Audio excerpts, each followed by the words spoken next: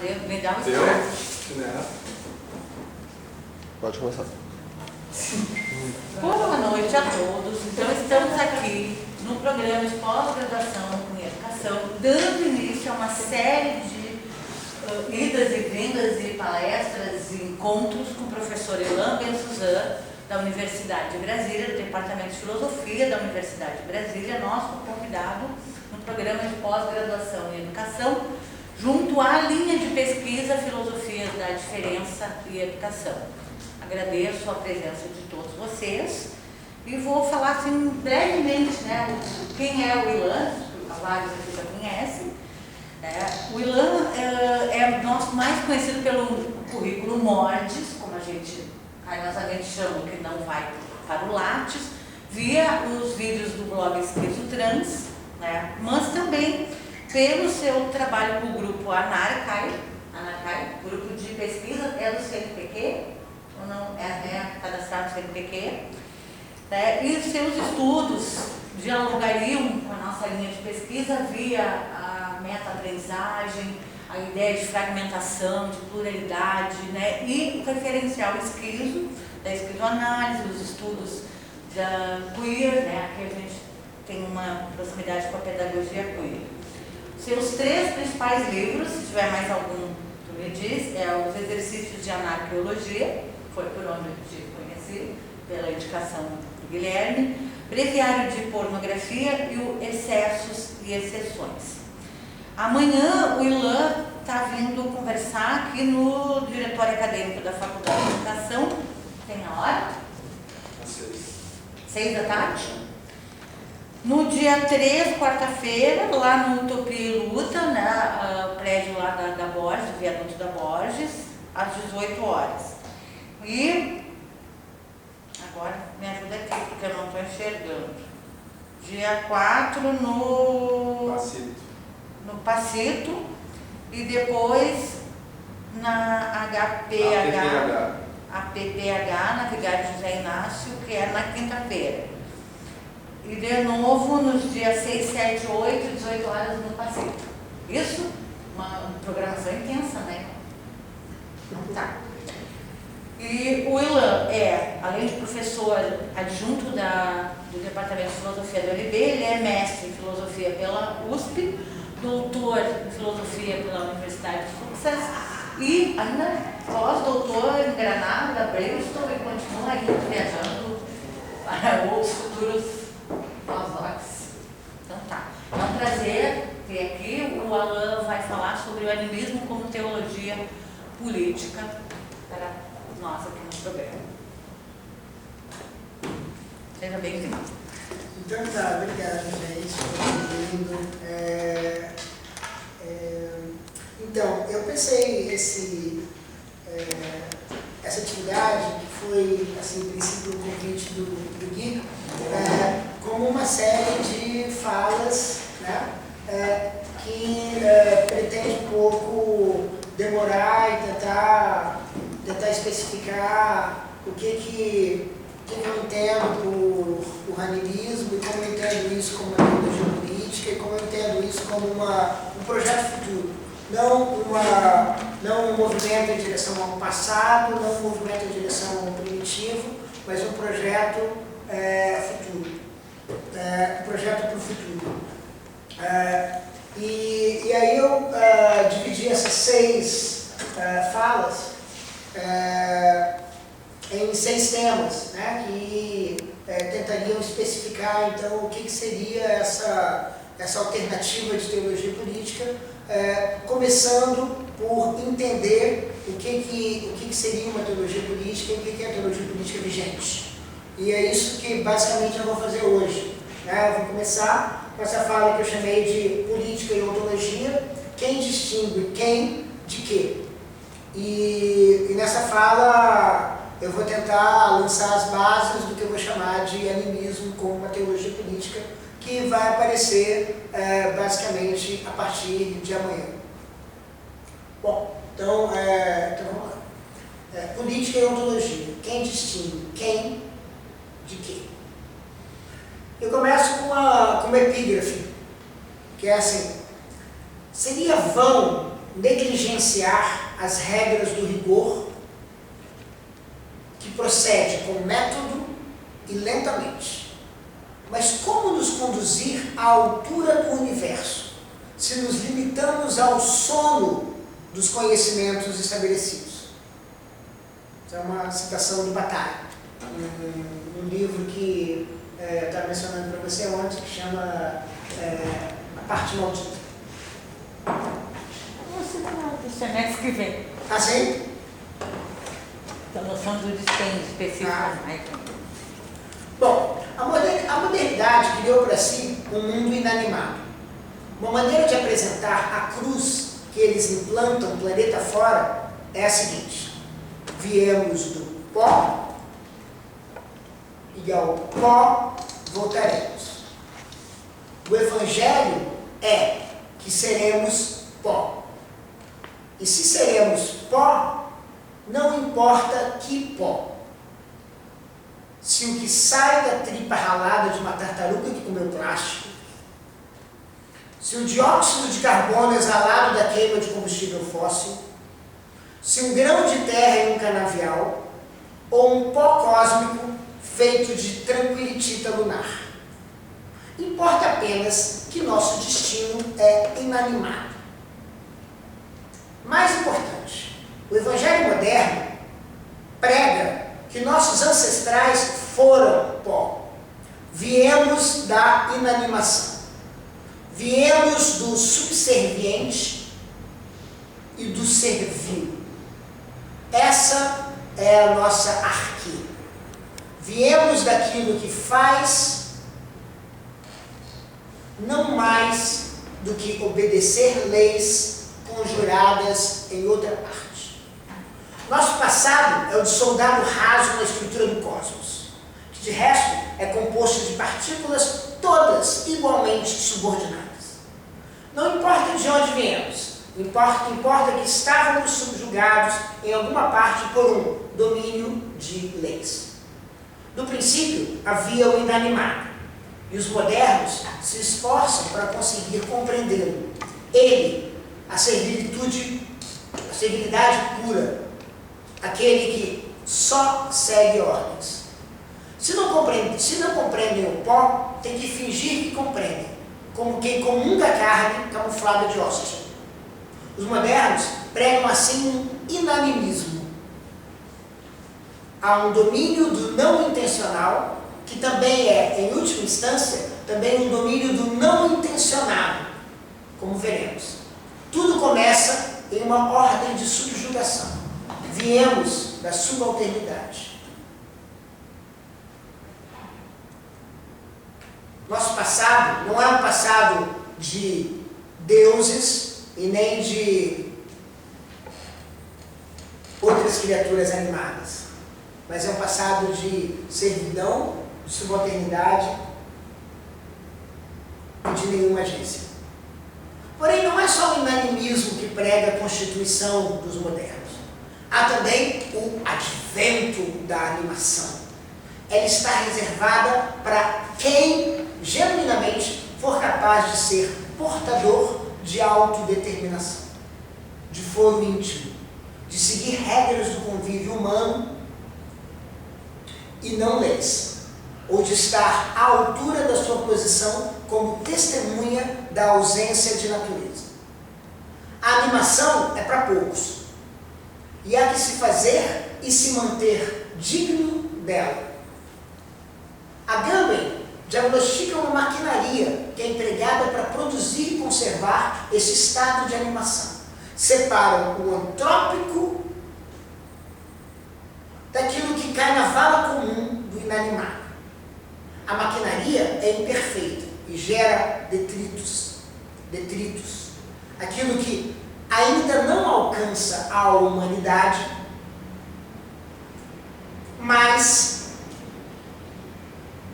tem lampejos de animação. E, portanto, não pertence completamente à ilha intencional no oceano inanimado. Essa maquinaria é muito importante para os modernos. Eles têm que ser capazes de guardar bem esse território especial onde há agência.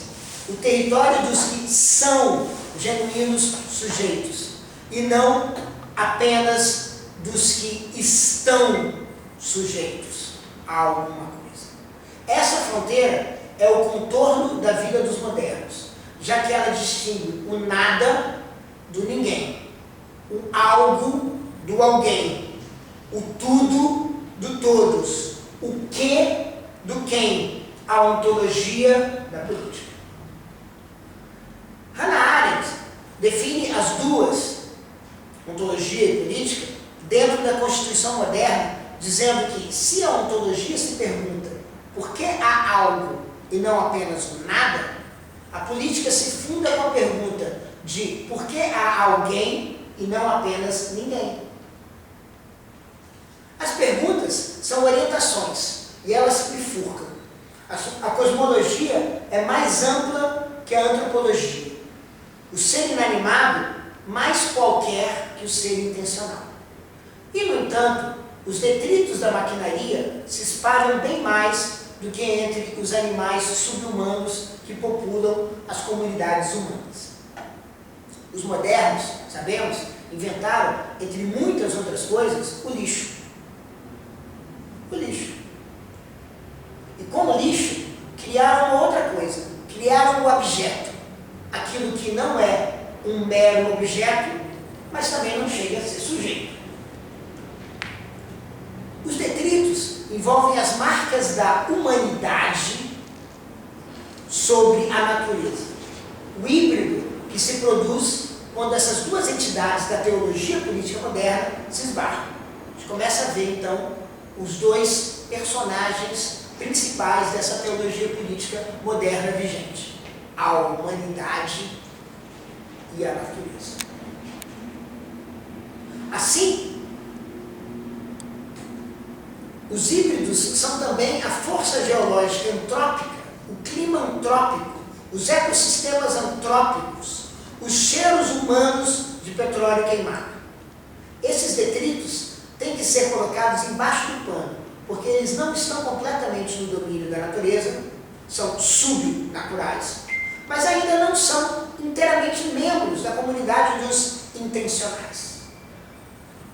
Bruno Latour, pensa que os modernos nunca foram modernos, precisamente porque eles espalham híbridos por onde passam.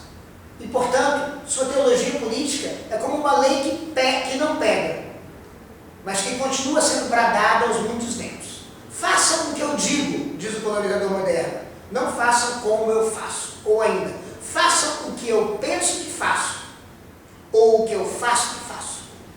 Sem fazer. Os modernos vão até onde sua Constituição alcança e, portanto, vão espalhando detritos debaixo dos tapetes. Eles chegam até onde chega a sua cruz. Entendo que os modernos são um povo constituído não só de geometria variável, como diz Latour, mas em processo de etnogênese, um processo de criação de mais modernos. Há mecanismos que os fazem proliferar. São um povo em expansão, e em expansão está o seu mundo. E expandido, espalham justamente essa, a teologia do pó. Viemos do pó e ao pó voltaremos. O pó é a salvaguarda ontológica de tudo. E ela é a âncora de uma política da exceção, que entende a intencionalidade como raridade sancionada pela demarcação de um espaço para a autodeterminação executada e mantida desde dentro por quem se auto-intitula autodeterminado. Todo o resto está desprovido de soberania.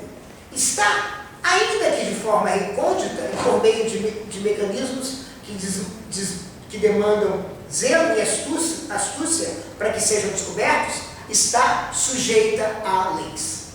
Todo o resto é mera servidão.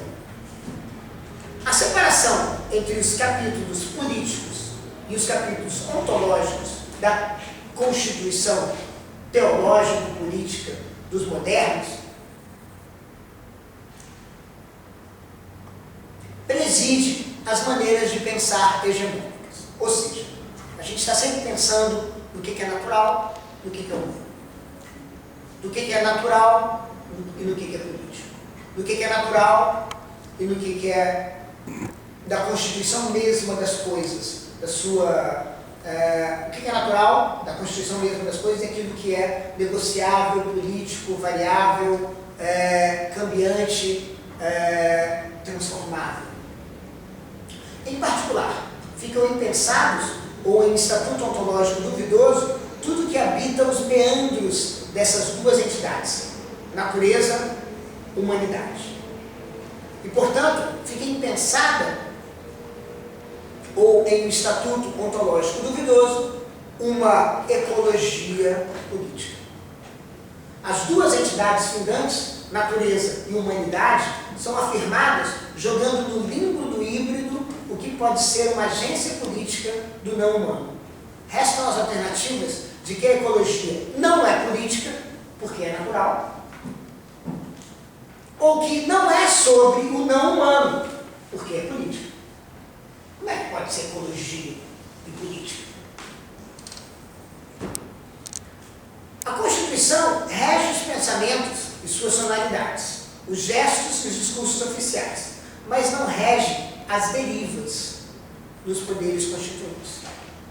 As moléculas que escapam da força da lei são o que se sublevam e colocam em xeque os poderes constituídos. Por exemplo, na forma de uma derivação. Tudo o que é humano é soberano. Tudo o que é natural é subserviente. Mas algumas de nós são corajosas.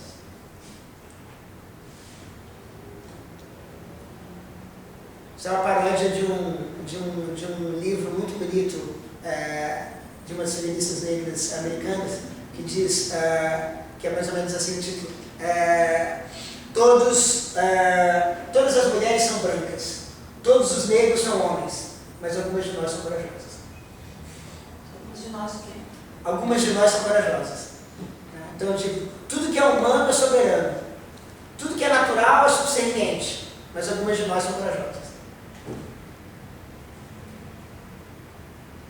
Esses germes de subordinação seguem do desconforto de um convívio restrito aos humanos, com as ciências que são só sobre os humanos, os direitos que são só dos humanos, os ambientes naturais que são mantidos cada vez mais à imagem e semelhança da constituição dos modernos. Uma natureza feita inanimada em bonsai e uma humanidade soberanamente domesticada e respeitadora de leis e contratos tácitos. E da percepção crescente de catástrofes que atingem algumas linhas de sustentação do planeta. Ou seja, há partículas que escapam do jugo dessa constituição teológica e política. São elas que conspiram contra ela. São elas os ingredientes de uma teologia política que vem.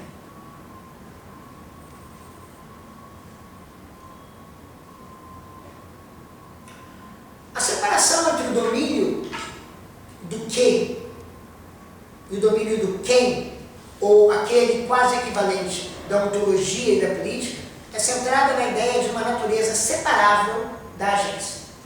A natureza é um dos pontos cardinais da teologia política que impera. Ela é uma entidade do tipo das quais Latour chama, de um jeito muito divertido, de Ouá. Né? Seria Ouá, seria isso.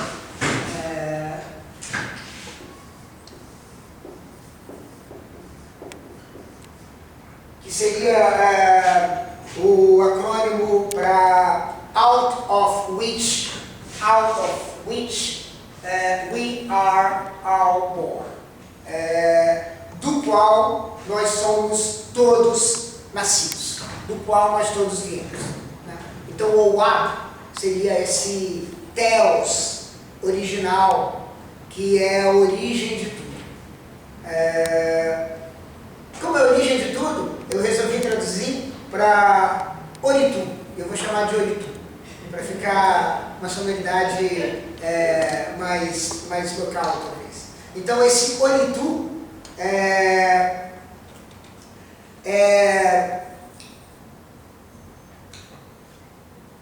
seria justamente o tipo de entidade que a natureza é. Esse Oritu, ou esse Ouá, difere apenas em um ponto muito importante de Deus, do Deus soberano das tradições monoteístas. Aquele que é aproximadamente onisciente, sendo onipotente, ou onipresente, ou ambos. A natureza difere no seguinte, do Deus monoteísta onisciente, porque onipotente ou onipresente, mais ou menos, ou ambos. Num ponto muito importante, a natureza difere. É que a natureza não suscita, ou resolve, ou exorciza, ou não se mete com o chamado problema do mal, já que ela se apresenta como amoral. A natureza também é a soberana de tudo, também é a origem de tudo, também é o que faz tudo ser como é, mas a gente não pode ter o drama do problema do mal, que é aquele problema que diz assim, meu Deus do céu, por que Deus fez o mal? Porque a natureza se apresenta como uma moral. Um Deus que criou tudo, e para alguns deu o livre-arbítrio, teria que ter criado também o mal. O que cria um problema, porque Deus também é entendido como tudo bom. Conciliar o mal com a existência de um Deus perfeito, é um dos problemas mais difíceis de todo o teísmo. A substituição de Deus por um Oritu amoral, em contraste, é compatível com a presença da maldade no mundo, ao mesmo tempo que indica que talvez não haja genuína maldade, já que os acontecimentos naturais são amorais. Ou seja, não há uma genuína maldade.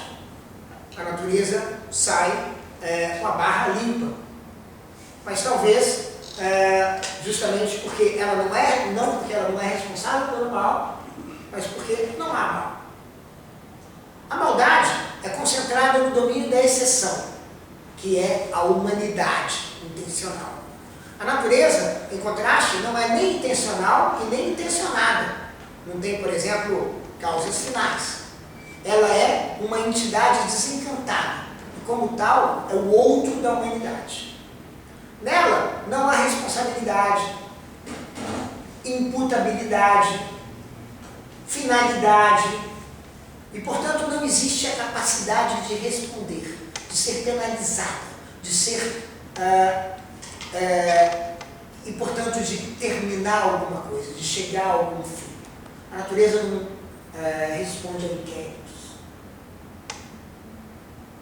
Ela é o elemento comum que abriga todo o não humano e também tudo aquilo que é não intencionado, natural, entre os humanos.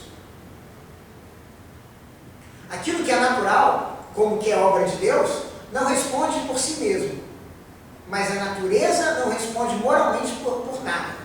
E ela não se direciona a perguntas morais.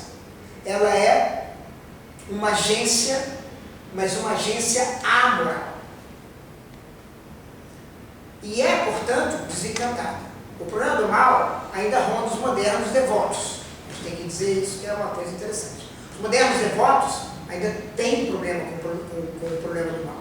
Porque eles mantêm uma crença parasitária em Deus, dizendo alguma coisa como a natureza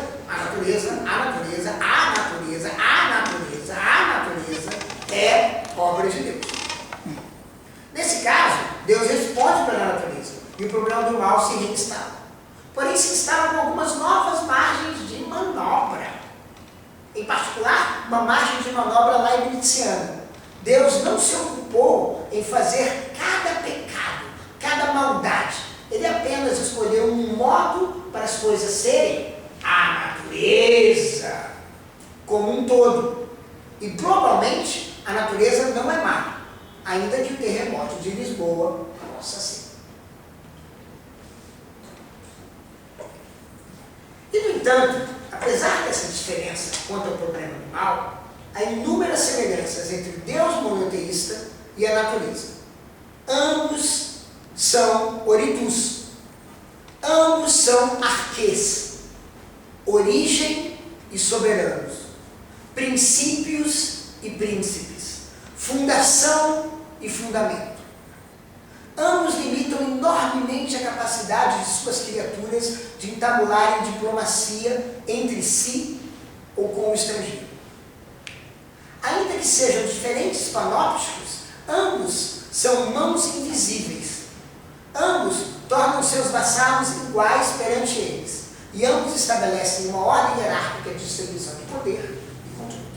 As duas entidades são poderes constituintes, com um âmbito de atuação sobre todo subserviente não humano, que não tem animação outra senão aquela que é comandada por Deus ou regulamentada pelas leis da natureza.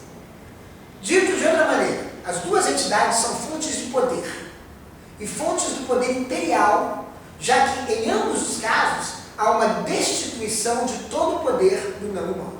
Ou seja, nenhum não humano tem agência por ele mesmo. Ele só tem agência porque a natureza está por trás deles.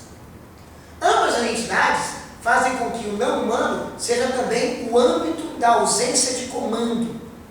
E como o termo arquê indica, o comando é também o começo. Aquele que é desprovido de comando não começa nada, não principia nada, não contém em si mesmo o seu princípio. O seu princípio está em algum lugar, algum isso. Ou seja, tudo que é natural, como que é obra de Deus, não se governa, não começa, não se comanda, é heterodeterminado. As duas entidades são, portanto, produtoras da heteronomia do não humano. E, em contraste, guardam para si a faculdade do comando. São instâncias legisladoras, nomos, que tornam o não humano seguidor de ordens. As duas entidades concentram a agência em si, natureza e Deus.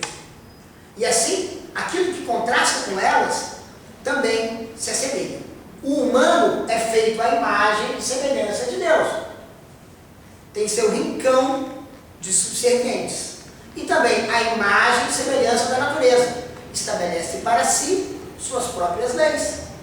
Natureza e Deus, e assim a humanidade, aparecem como começadores de mundo. Como aquilo que regula porque vem antes. Tem pelo menos uma prioridade lógica. Fora dessas entidades, não há quens, não há autonomia. Sobre seu âmbito, é possível conhecer por meio da descoberta de leis. Conhecer um não humano é conhecer sua natureza, que é entendida como sendo não sua. É uma natureza alheia. Conhecer o não humano é conhecer o seu Senhor, quem manda nele, a natureza. E com a natureza, ainda menos do que com Deus, não se pode negociar. Se pode apenas conhecer ou obedecer, como com um caudilho. As coisas naturais são aquelas que se pode plenamente conhecer ou não conhecer, já que elas são determinadamente de um modo ou de outro. Elas são substancialmente de um modo determinado pela natureza. Aqui há conhecimento porque há determinação, ainda que o poder imperial tenha legislado de modo estocástico por vezes. Pode ser que a natureza jogue dados, mas ela faz isso apenas localmente, e em lugares por ela estabelecidos. E assim, há uma determinação acerca do que e onde há indeterminações locais. E em contraste, aquilo que é humano não pode ser completamente conhecido, porque o humano é autodeterminado. Livre! Sou livre! Eu tenho livre-arbítrio, autonomia, autodeterminação. Eu dou a mim mesmo as minhas regras, as minhas leis.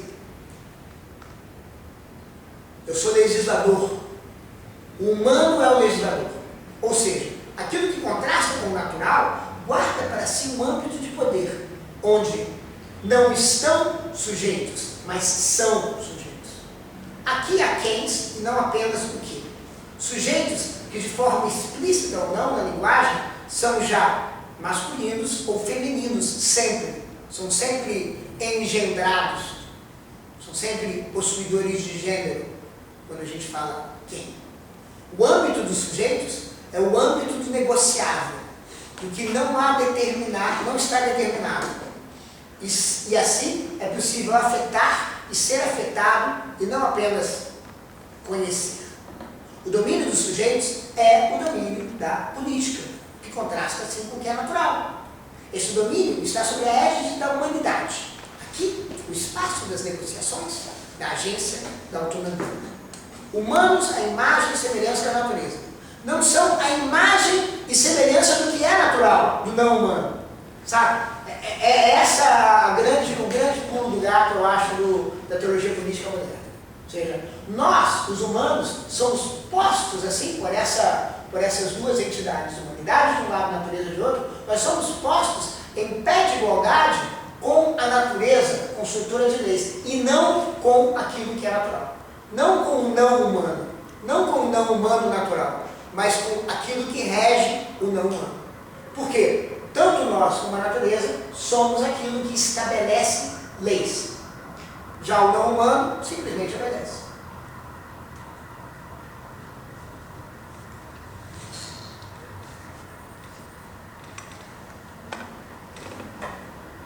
É claro, muitas variantes dessa Constituição teológica política.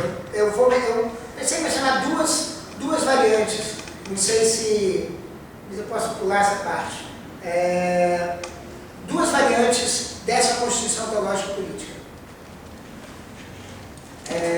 A primeira é uma variante que diz assim. Bom, uma variante eu já mencionei há pouco, que é aquela variante do moderno devoto, que acredita que há um Deus que convive e comanda a natureza. Tá? Mas tem duas outras que eu vou mencionar brevemente. E ambas exploram o elemento antropocêntrico da Constituição Teológica Política vigente. Uma primeira variação pode ser compreendida a partir da pergunta pela relação entre os dois elementos dessa dualidade, natureza e humanidade. Como é que eles se relacionam? Como é que a humanidade capta a natureza? Tá? E aí a gente pode dizer assim, na verdade a humanidade capta a natureza por meio de si mesma. Não aparece a natureza em si mesma para a humanidade, aparece apenas a natureza para nós. A pergunta que importa muito para essa variante da teologia política é a seguinte: nós quem? Tá? E esse é um ponto importante. A natureza aparece mediada, ela é para nós. E esse nós é uma mediação, é o que faz a mediação através da qual a natureza chega a nós, ser aquilo que reúne tudo que é humano, todo sujeito capaz de experiência. É a experiência da natureza que unifica a humanidade. Não apenas como um corpo político potencial, mas como um corpo epistemológico atual, presente em cada mediação conceitual que nos faz capaz de ter alguma experiência do que é natural. Ou seja, a natureza, por estar em uma relação com a humanidade, instaura uma certa unidade na natureza. Nós todos percebemos a natureza de uma certa maneira, porque nós todos compartilhamos certas categorias, certas formas, certas capacidades conceituais. Essa variante correlacionista é aquela inaugurada por Kant. E é assim que eu entendo a observação de Foucault, de que Kant jamais teria se despertado de um sono antropológico. A expressão vem de uma confissão do próprio Kant, que acho que está nos Prolegômenos, se não me engano, em que ele diz que Hume despertou ele do sono dogmático. Foucault diz, pois bem, ele foi despertado do sono dogmático, mas jamais foi despertado do sono antropológico. É esse o sono antropológico. A ideia de que há uma humanidade comum que está presente em cada exercício da experiência, em cada exercício de produção de um juízo empírico. As mediações que permitem a experiência são, portanto, humanas, demasiado humanas. Tá? Primeira variante. A segunda variante. A segunda talvez será ainda mais importante para a gente entender do que eu estou querendo, aonde que eu estou querendo chegar. A segunda variante não está muito distante dessa. E ela pode ser associada, porque meia-sul, para o pessoal que está ligado nessa coisa do meia-sul, aquilo que meia-sul chama de correlacionismo forte, em oposição ao correlacionismo fraco de Kant. O correlacionismo fraco de Kant diz que não é possível conhecer para além da nossa correlação com as coisas.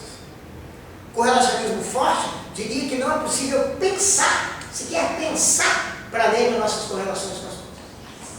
Tá? Chamo essa variante, essa segunda variante, que tem a ver com correlacionismo forte, eu chamo de construtivismo. Trata-se da ideia de que a natureza não tem de fato poder algum, pelo menos sobre nós humanos. E que aquilo que nós determinamos para nós mesmos,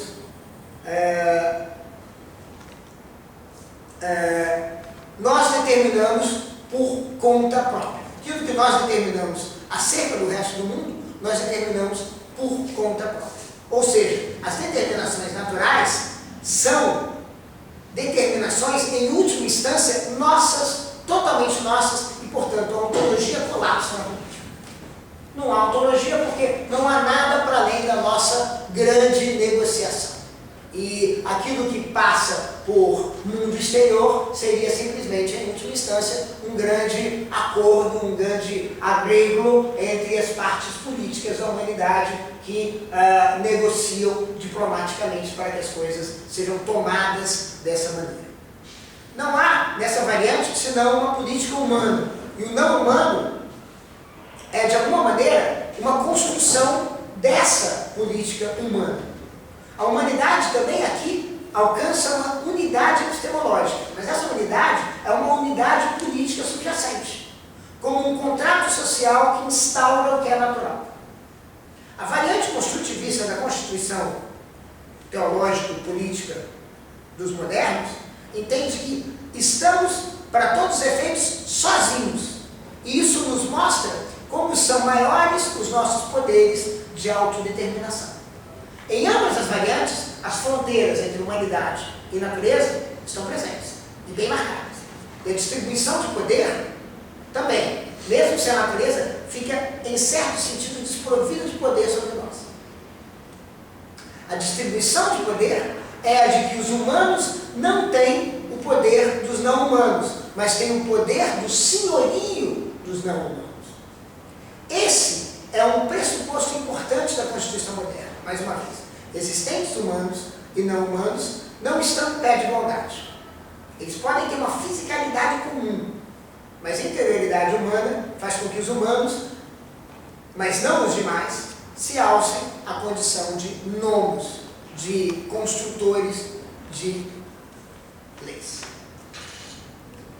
Há diversos elementos recalcitrantes à constituição teológica e política da modernidade. Latour apontou para os híbridos que os modernos, que fazem de sua constituição letra morta, produzem entre o que é político e o que é natural. Gostaria de chamar a atenção para o animal. O animal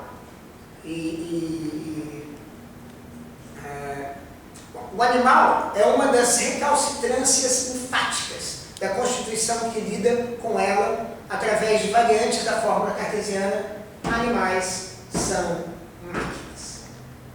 Esse é o slogan oficial, a maneira oficial da Constituição Teológica e Política Moderna de lidar com os animais. E eles são fundamentalmente máquinas. O animal não é autodeterminado e sua vida está sujeita ao domínio das leis. Poderia deixar de ser. Os animais não humanos, apesar de alguns deles aparentar nos convocarem de uma maneira semelhante ao modo como os humanos nos convocam, são apenas súditos da natureza. Eles são ferrolhos que emperram, eles são, no entanto, ferrolhos que emperram muitas das máquinas antropológicas que descrevem a gama. Eles têm características etológicas, biológicas, zoológicas e sociais humanas. Mas eles têm que ficar sempre do lado do joio e não do trigo. caso interessante de maquinaria é o que invoca Agamben em seu texto Il Volto, que ele é traduzido como o rosto. Ali ele invoca o tema do aberto, tal como aparece nas elegias de Duino do Rio. O aberto é o que está ao léu, o que está para jogo, em uma fissura do poder imperial. E o animal está no aberto, como dizia Henrique. E é nessa abertura que uma máquina antropológica deve agir para poder separar o que há de propriamente humano no aberto, o que funda a política, ou numa relação especial com o nada e com o ninguém. Assim, humanos e animais não humanos, estão no aberto. A gente tem que arrumar um jeito de fazer uma fina e sutil distinção entre o aberto humano, que funda a política, que funda a soberania, e o aberto animal, que infelizmente não é suficiente. Falta alguma coisinha, não sei nem qual. Alguma filigrana que faz com que o aberto não seja aberto o suficiente para ser considerado genuinamente uma marca de soberania, uma marca de não subserviência, de não subalternidade. E é nessa abertura, portanto, que a máquina antropológica vai ter que fazer essa distinção. O humano é marcado por exemplo, o humano é marcado por um exercício de desinteresse inacessível ao animal. Ambos estão abertos. Mas o animal, de alguma maneira, está aberto desde fora e não desde dentro, porque ele não exercita, por exemplo, esse desinteresse. Derrida explorou a recalcitrância animal em 2 seminários na virada do século, na virada desse último século, uma virada interessante. Que tem um nome muito interessante, Carol, que é aquele que eu mencionava antes, que se chama L'animal que donc je suis. E eu falo em francês sobretudo porque tem uma ambiguidade que é intradutível. Poderia ser traduzido como o animal que logo sou, como a primeira conferência desse seminário foi traduzida, o animal que logo sou, mas poderia também ser entendida como o animal que logo sigo. Entende? É o animal que é meu ancestral. E, portanto, é um animal que eu sigo. É de um animal que eu sigo. Né? Então, ele fala do animal que eu, não que eu sou, mas que eu sigo. Ou que eu sou porque eu sigo. Né? L'animal que donc je suis.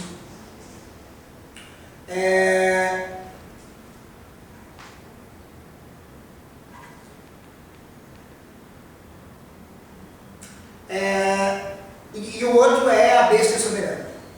Nesse último, a besta soberana, a soberania é pensada em contraste com a besta. Mas esse contraste é fugidio quando chegamos ao animal. Instância de um silêncio soberano, que é um tema muito interessante de Derrida, esse silêncio soberano, alheio às formas típicas da besteira. O animal não faz besteira. Ele sempre está seguindo o seu rumo. Somos nós que fazemos a besteira. É um tema que o Derrida convoca a partir do capítulo 3 da diferença e repetição do Deleuze. Sem me deter mais nisso, por enquanto, gostaria apenas de invocar o animal como um desconforto para a teologia política moderna. Ele tem que ser natural, e, no entanto, ele tem traços marcantes de agência.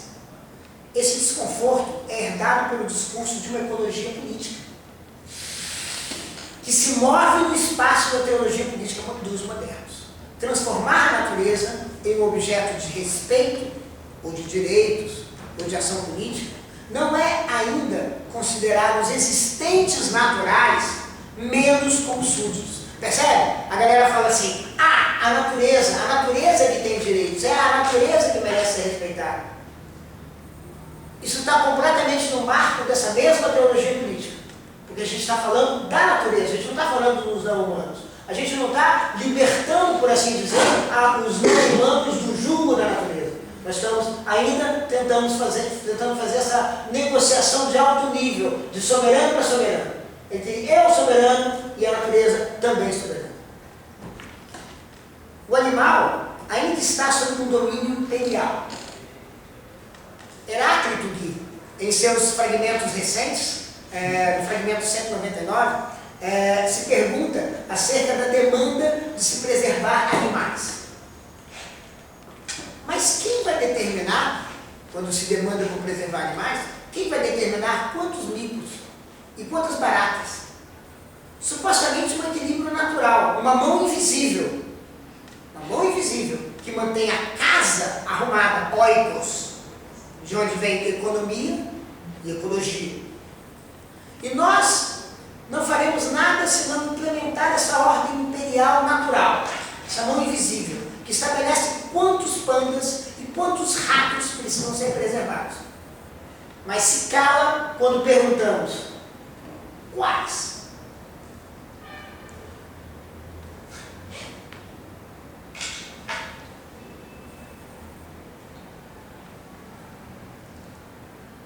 Como chegamos nessa constituição teológico-político moderna? Essa é uma pergunta que me interessa muito. Como chegamos? Como é que ela apareceu? Descolar, que em um livro muito interessante chamado Par-delà nature et culture, para além da natureza e da cultura, descreve a constituição teológico-política dos modernos como uma disposição ontológica, a que ele chama de naturalismo. Em contraste com três outras, das quais eu não vou falar aqui em forma de lista por enquanto. Ele localiza seu início na Europa de algumas décadas após a morte de Montaigne, quando a natureza cessa de ser uma unificação de coisas diversas e passa a ser um domínio unificado regido por leis autônomas, e sobre o qual os humanos podem agir. A natureza é um domínio sobre o qual a natureza, os humanos podem agir sem medo de castigo. Trata-se do surgimento de uma nova cosmologia a partir de uma disposição anterior. A disposição anterior ele chama de analogismo. E é uma disposição que dominou boa parte da Eurásia até então, assim como muitos coletivos americanos ocupados pela Europa desde o século XVI. E aqui os exemplos envolvem, sobretudo, o Timantinsuyo e os coletivos mexicanos, mesoamericanos em geral. O analogismo, em contraste com o naturalismo, entende que não há uma fisicalidade comum entre humanos e não humanos. O mundo é, grosso modo, um antro de diferenças de todas as partes.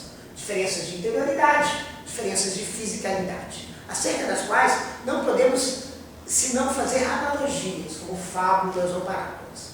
Os gregos, por exemplo, falavam da natureza de cada coisa, de sua physis, que não aponta para uma unificação em princípio. Para Platão, no Timeu, tudo tem sua physis. E entendê-la não é colocada em um espaço de leis universais, mas antes atentar para a sua especificidade. O naturalismo, em contraste, instaura um domínio da natureza em que tudo tem uma fisicalidade comum. E uma exceção humana. Essa passagem, que se dá na virada para o século XVII, promove um contraste de disposições ontológicas entre os modernos e seus vizinhos, mas também entre os modernos e as populações ameríndias, que agora viviam que agora passam a viver de uma maneira muito distinta. Elas são alheias àquela nova noção de natureza e ao adentro da humanidade como exceção. Os modernos, por sua vez, tinham que decidir se algumas das populações do que para eles era um novo continente eram genuinamente humanas, dignas de estarem fora do âmbito da predicação animais são máquinas. Estabelecer, por exemplo, se os ameríndios tinham alma. A transição para o naturalismo invoca muitas questões. Descolar estuda poucas transições entre diferentes disposições. Ele estuda poucas outras transições entre disposições. Mas uma das transições muito interessantes que ele estuda é uma transição que ocorreu no sul da Sibéria, em algum ponto, digamos, depois das revoluções neolíticas, onde houve uma passagem de uma certa disposição, que eu não vou mencionar aqui ainda, para uma disposição analogista, que é aquela mesma que imperava na Europa antes de poucas décadas depois da morte de Montaigne. Ali, condições ecológicas e econômicas favoreceram o início da criação de animais em cativeiro, em particular